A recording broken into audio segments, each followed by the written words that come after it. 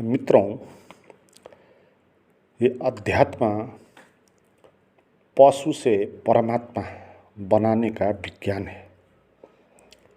बहुत गहन और जटिल बात है। पशु को परमात्मा बनाना है। आप इस अध्यात्म के रास्ते पर चलते हैं, बहुत प्रवचन सुनते हैं और कभी कभी ध्यान भी करते हैं।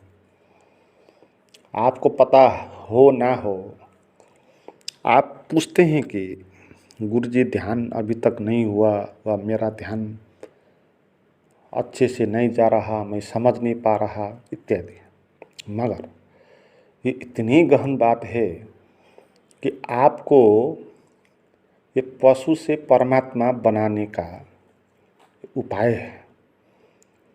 और ऐसे ही थोड़ी प्रवचन सुन के, थोड़ा कुछ ध्यान करके आपको कुछ नहीं हो जाएगा। यह बात आपको समझनी है ना। थोड़ा थोड़ा प्रयास से कुछ होने वाला है नहीं। मगर ये भी बहुत बड़ी बात है कि आपको इस बात पर रुचि है। ये बहुत बड़ी बात है। और इससे बड़ी बात यह है कि आप अध्यात्म को समझ पाते है ना। समझ पाना वो और भी बड़ी बात है। और उससे भी और बड़ी बात यह है कि आप ध्यान करते हैं और आपको कभी कभी वो शून्यता का अनुभव होता है। आपको कभी कभी ध्यान का अनुभव होता है। कभी कभी ही क्यों ना हो, वो स्वयं में एक बहुत बड़ी बात है। इस बात को समझना है। हम इस तरह समझते हैं, मानते हैं कि हमको जल्दी ही कुछ होना चाहिए, हमको जल्दी ही स्वयं का पता चलना चाहिए, हमको ध्यान लगना चाहिए। मगर जिस स्थिति पर हम हैं, जहाँ पर हम हैं, वहाँ से ध्यान या मुक्ति की ओर की जो यात्रा है वो बहुत गहन है, जटिल है, सूक्ष्म भी है और बहुत बड़ा परिश्रम आवश्यक होगा, बहुत समझदारी आवश्यक होगी। क्योंकि बात छोटी बात है नहीं, जैसे आप समझते हैं। जो इस तरह बात करते हैं ना कि मुझे अभी तक नहीं हुआ, अब कब होगा, मुक्त अभी तक नहीं हुआ, तो उन्होंने ये बात मानी कि ये कोई अध्यात्म सामान्य सी बात है, होनी चाहिए जल्दी, है ना, जल्दी होनी चाहिए। मगर ये जल्दी कैसे होगी? एक पत्थर को पानी में बदलना है, जल में बदलना है, तो कितना समय लग सकता है, कितना श्रम लग सकता है। ऐसी ही बात है। हम एक पत्थर की तरह है। हमारा अहंकार वो एक सख्त चट्टान की तरह है और उसको पिघलना है, पिघलना है, पिघलना है और उसको चूर चूर कर देना है। तो उसमें समय, श्रम जितना भी लगे उसको स्वीकार कर लेना है।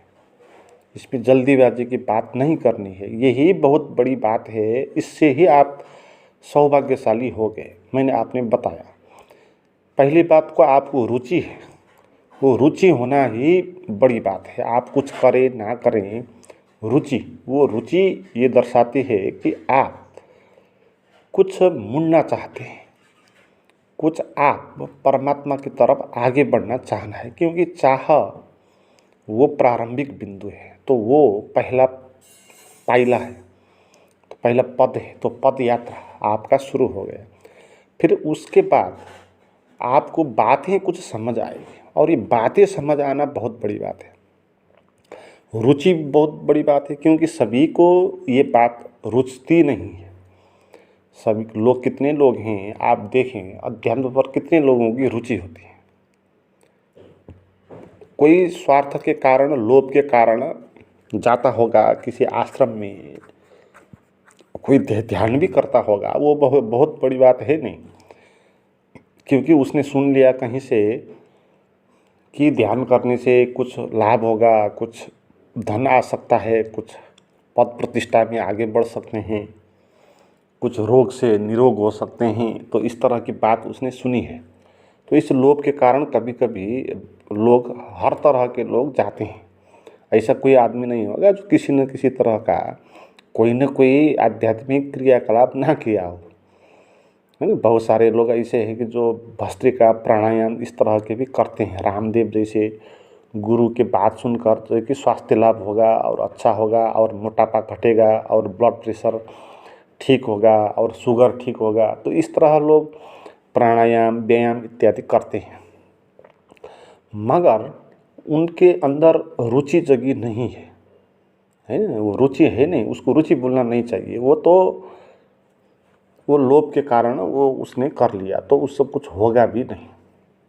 हाँ, थोड़ा बहुत स्वास्थ्य का लाभ हो सकता है, वो बड़ी बात है नहीं।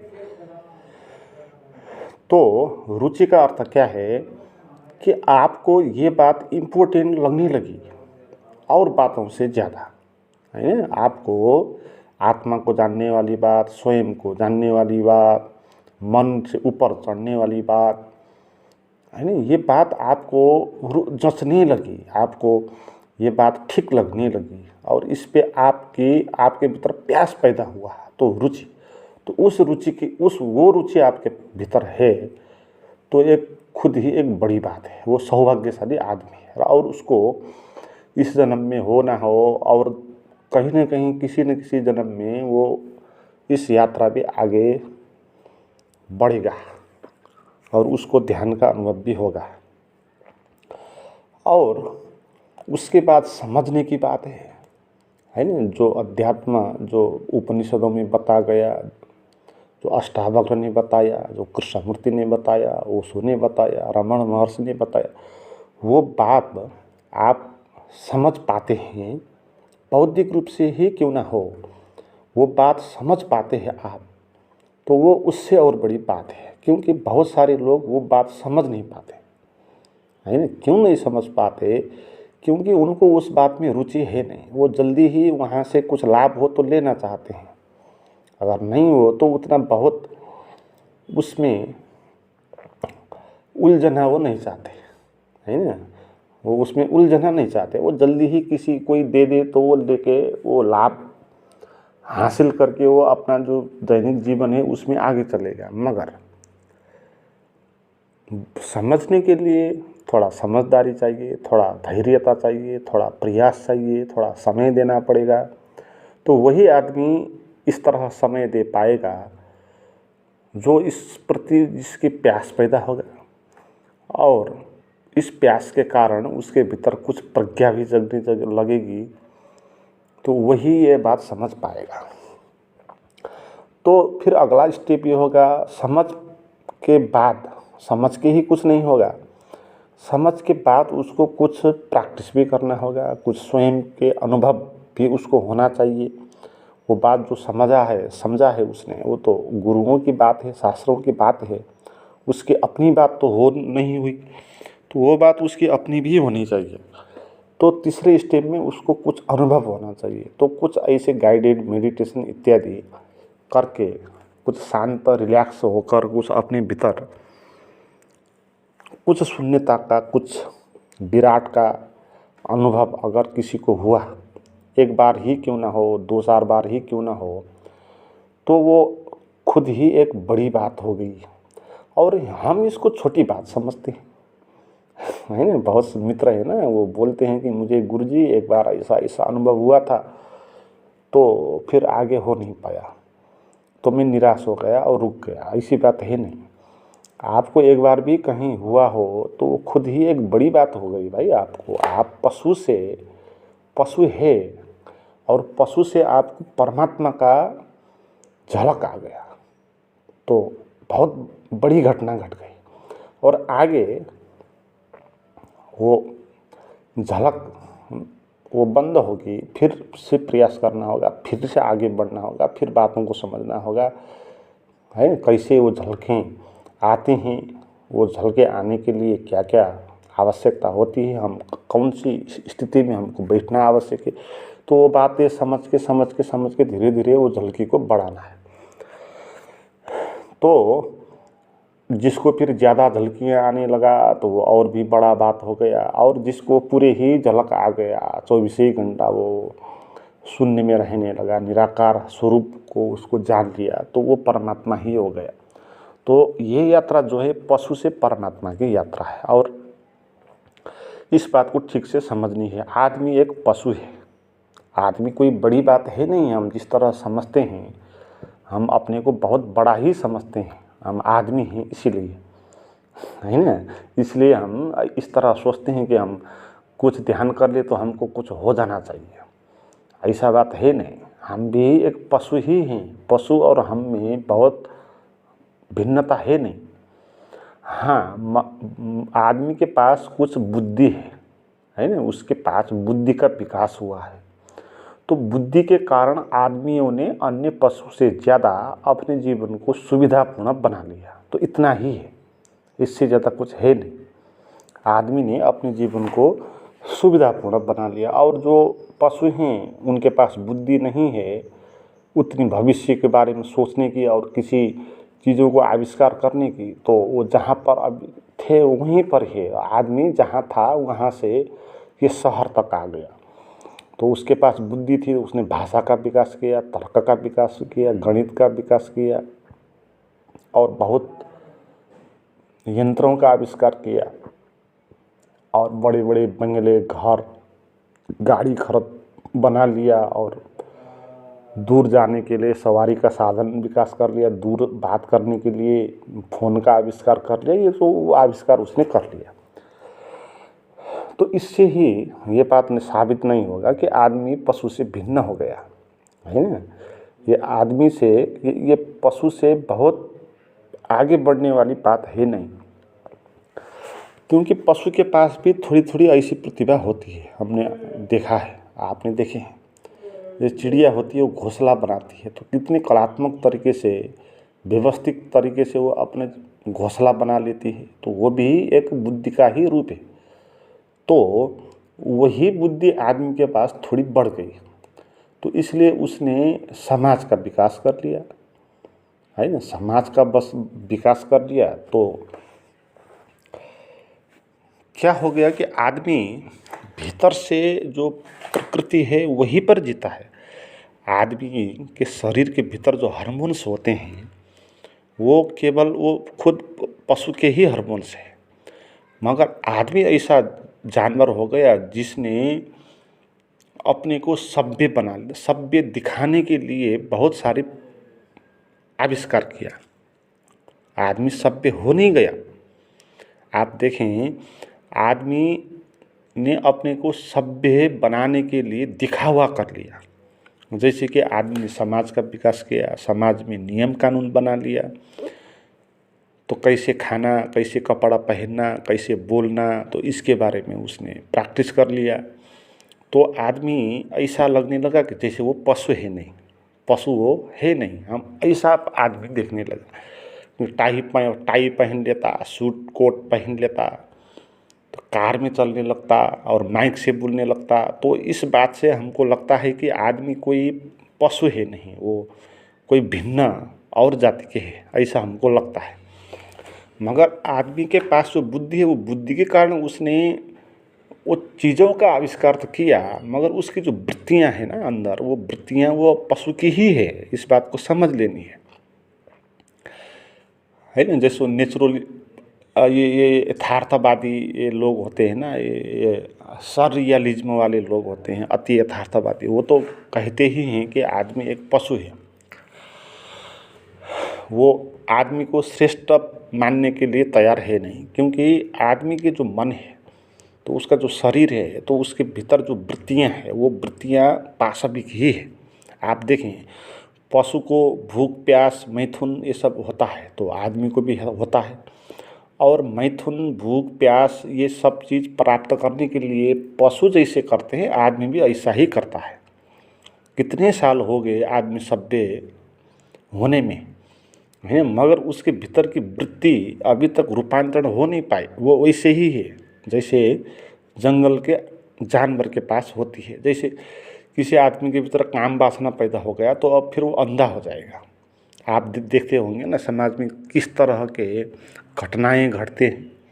तो बलात्कार, रेप का केस होता है, तो यौनिक रिलेशन में कितना बाहर से आदमी ने बना लिया परिवार, घर, आदर्श फैमिली, है ना।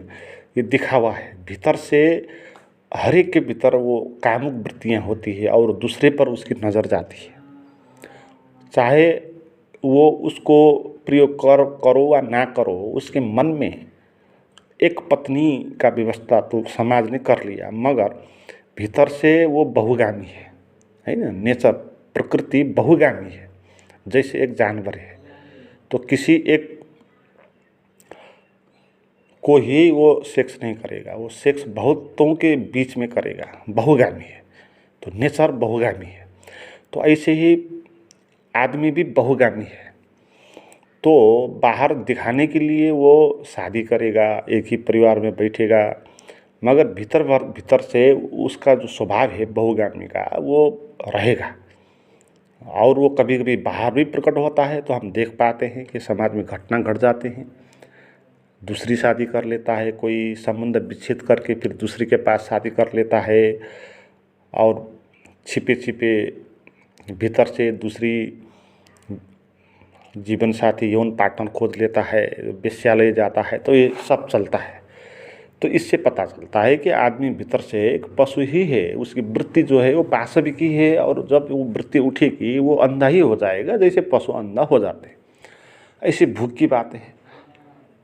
पशु के अंदर जब भूख पैदा होगी तो पशु फिर अंधा हो जाएगा, और वो प्राप्त करने के लिए वो कुछ भी करेगा। जैसे टाइगर हो गया तो उसको अपने भूख को मिटाने के लिए वो दूसरे को शिकार भी कर देगा।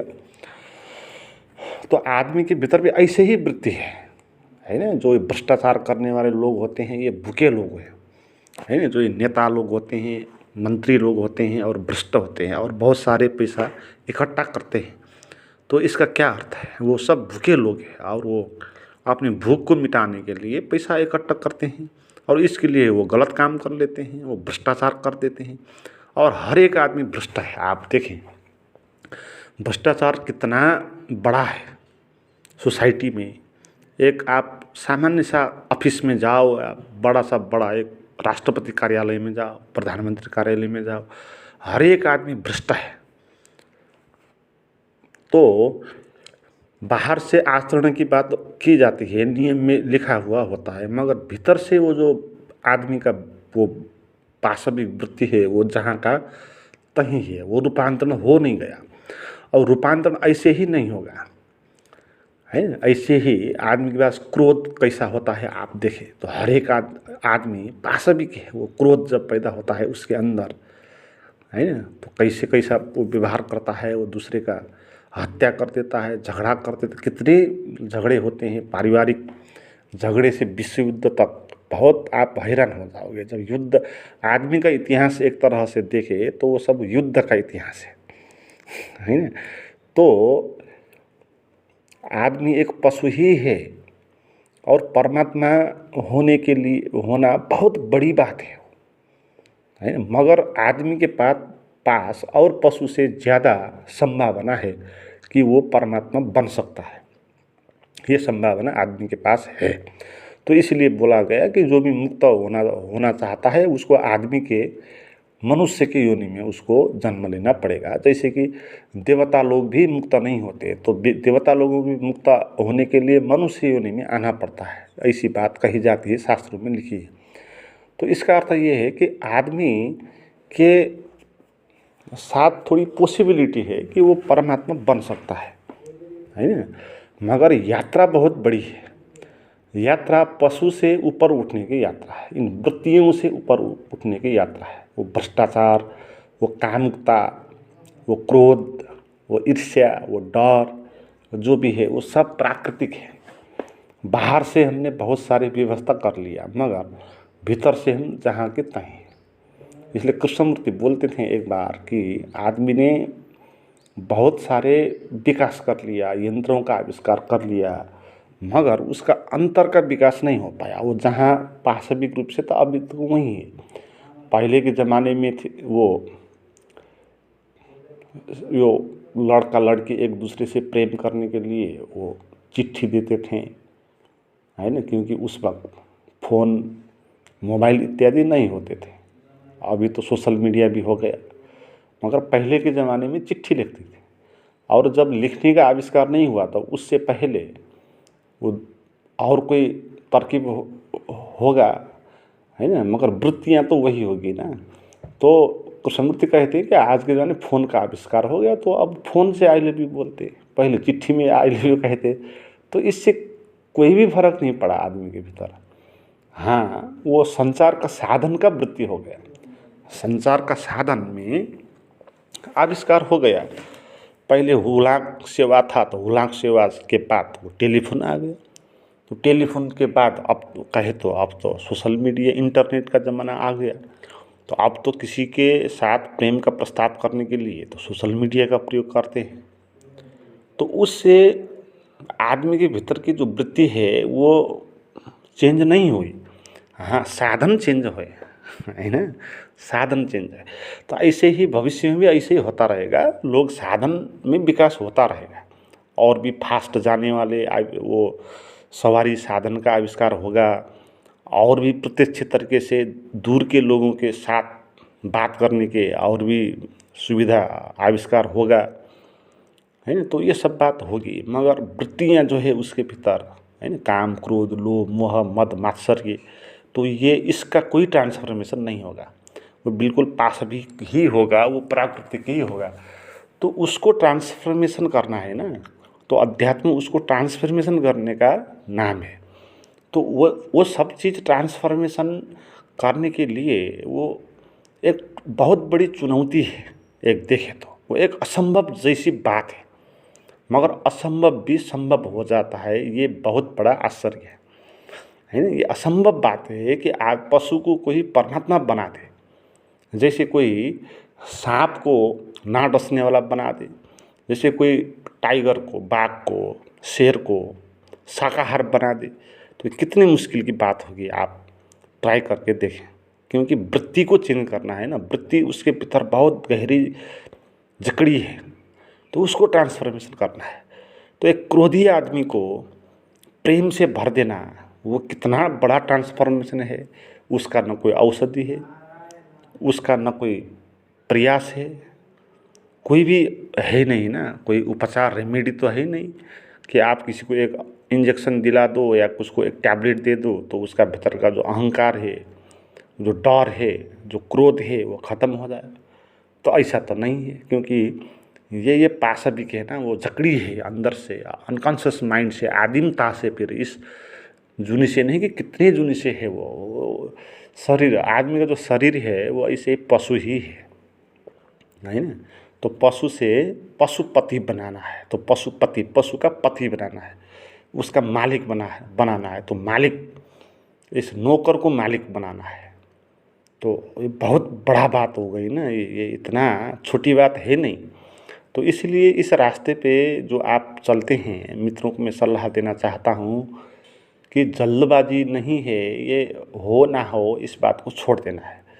और ये यात्रा अनंत यात्रा है ना। आपको ये यात्रा अनंत यात्रा, इसमें कुछ भी थोड़ा सा भी आपको लाभ हुआ, थोड़ा भी आप आगे बढ़ पाए, तो वो भी बहुत बड़ा आपका विकास है।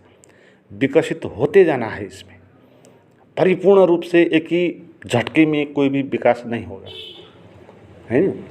विकसित होते जाना है, बढ़ते जाना है। जितना आप विकसित होते जाएंगे, परमात्मा की तरफ आगे बढ़ते जाएंगे, उतना उतना आपके जीवन में वो सत्य का आविर्भाव होता जाएगा। तो ऐसे ही यात्रा आगे चलेगी, और इसको छोड़ना कभी भी है नहीं।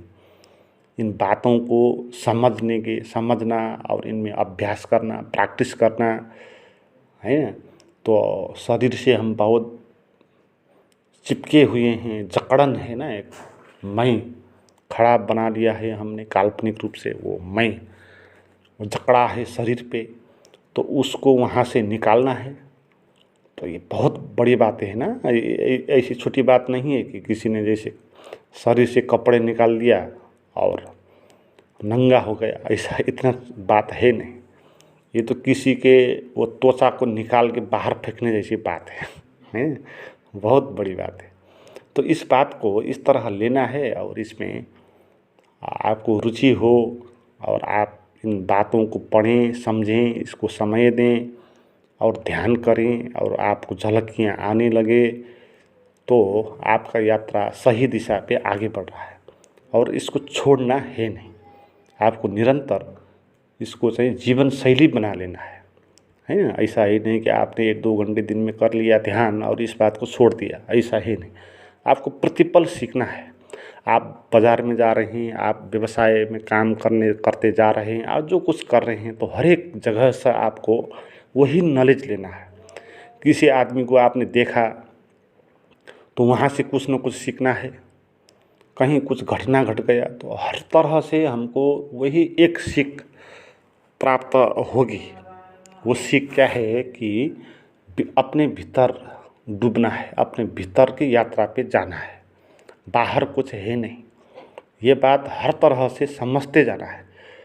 और इस रास्ते पे आपको कोई गुरु मिल जाए, आपको कोई एक गाइड मिल जाए, मार्गदर्शक मिल जाए तो ये बहुत बड़ी बात है। मित्रों, आप मेरे पास कुछ गाइडेड मेडिटेशन हैं, वो आप सुबह शाम करके उससे आप बहुत लाभ ले सकते हैं। जो नए मित्र हैं उसके लिए मुझे बात करें, उसका नंबर और लिंक डिस्क्रिप्शन में दिया हुआ है।